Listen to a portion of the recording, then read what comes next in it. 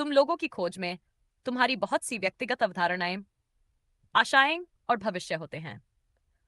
वर्तमान कार्य तुम लोगों की हैसियत पाने की अभिलाषा और तुम्हारी अनावश्यक अभिलाषाओं से निपटने के लिए है। आशाएं, हैसियत और अवधारणाएं सभी शैतानी स्वभाव के विशिष्ट प्रतिनिधित्व हैं। लोगों के हृदय में इन चीजों के होने का कारण पूरी तरह से यह है कि शैतान का विष हमेशा लोगों के विचारों को दूषित कर रहा है और लोग शैतान के इन प्रलोभनों से पीछा छुड़ाने में हमेशा असमर्थ रहे हैं। वे पाप के बीच रह रहे हैं मगर इसे पाप नहीं मानते और अभी भी सोचते हैं हम परमेश्वर पर विश्वास करते हैं, इसलिए उसे हमें आशीष प्रदान करना चाहिए और हमारे लिए सब कुछ सही ढंग से व्यवस्थित करना चाहिए।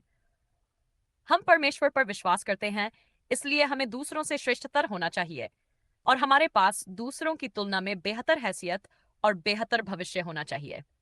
चूंकि हम परमेश्वर पर विश्वास करते हैं, इसलिए उसे हमें असीम आशीष देनी चाहिए, अन्यथा इसे परमेश्वर पर विश्वास करना नहीं कहा जाएगा।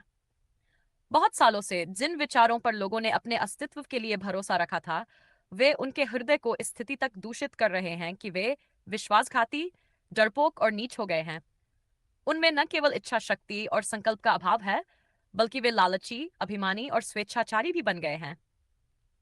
उनमें ऐसे किसी भी संकल्प का सर्वथा अभाव है जो स्वयं को ऊंचा उठाता हो, बल्कि उनमें इन अंधेरे प्रभावों की बाध्यताओं से पीछा छुड़ाने की लेश मात्र भी हिम्मत नहीं है।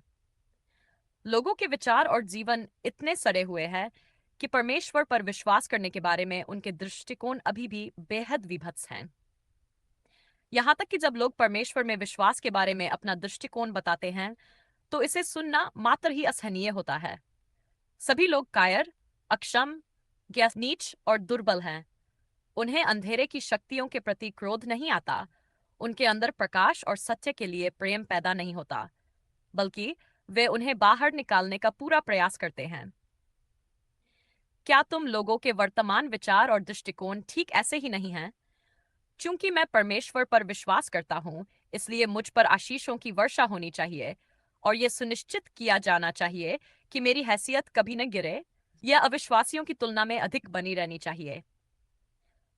तुम्हारा यह दृष्टिकोण कोई एक दो वर्षों से नहीं है, बल्कि बरसों से है। तुम लोगों की लेन देन संबंधी मानसिकता कुछ ज्यादा ही विकसित है। यद्यपि आज तुम लोग इस चरण तक पहुंच गए हो, तब भी तुम लोगों ने हैसियत का राग अलापना नहीं छोड़ा, बल्कि लगातार इसके बारे में पूछताछ करते रहते हो और इस पर रोज नजर रखते हो, इस गहरे डर के साथ कि कहीं किसी दिन तुम लोगों की हैसियत खो न जाए